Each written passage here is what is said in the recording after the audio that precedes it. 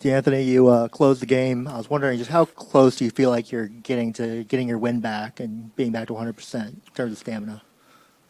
I think today I felt a little bit better with just getting out there from the jump in terms of my win and everything like that. I mean, I just got to play better at this point. I feel like I played, whatever, but got to just do more to help my team out there. When you guys are playing lineups often with three guards against a team like Minnesota, who has a huge front line, like what's required to win a game like that? Effort, hustle, physicality, and discipline. I think we just gotta, box out more. I feel like we did a pretty good job. I mean, it came down to a wire. Ultimately, came down to 2 threes from Dante. That was big. Just telling him in the game, like, it was just ballsy shots, and he took them and he made them. If those go out, you never know what could happen. Your season ended here last year very early. You get traded and then you're able to come back. So does this kind of maybe feel like a little rebirth this season, and that you're being able to contribute now?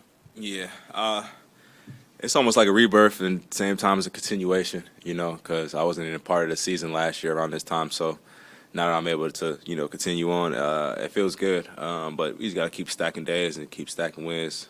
Ultimately at this point, it's about wins and losses. My body's gonna be what it is, and I can just take it day by day. But I'm more so care about the final result, which is getting wins. Dante, what stood out the most from that run that they had in the fourth quarter, and what are the easiest corrections defensively during that time? I think rotations. I think sometimes we got putting, giving them advantages, and with them being so big, I think them having an advantage. Gobert at the rim was definitely tough for us.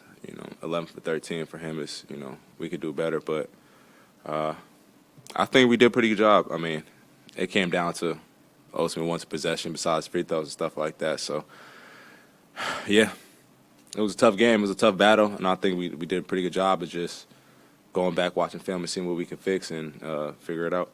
Sort of to that point, how do you sort of weigh like all the good, all the silver linings with maybe not the result you wanted? Like you said, just figure out the good in it. Watch film, see what happened. We got 7 more shots than they did, and we just gotta capitalize. We lost the rebound battle by 2, which is not the worst thing in the world, but it's a game of possessions, and I think you just figure out what it is and figure out where we went wrong and just take those plays out and see where it goes from there. Steve and coaches have said it a lot, like since the start of last year, but that you're a really good fit in the backcourt with Steph.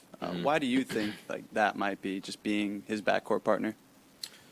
I think today I didn't do my best of helping him out ultimately, but just my ability to just play make, get downhill at the same time, my ability to shoot is all things that's is good for Steph to have next to him. But I think today I just gotta play better. To kind of follow on that a little bit, that's your first time playing next to him in over a year. What's unique about playing next to Steph? Man, just can't get caught watching him. I think sometimes I got caught just, seeing what he wanted to do and see what he wanted. But like I said before, just aggressiveness helps Steph too. Getting downhill, being a threat is the most important thing. So you just got to make sure, even with Jimmy too, a lot of guys, they got half a season with Jimmy. I've gotten 2.5 games with Jimmy. So seeing how he likes the ball, how he wants to be effective, and how he wants other people to be effective is important for me. Just on the fly to figure it out. But I think both of those guys, they just want you to be aggressive, play your game, and I think they'll figure it out within that too.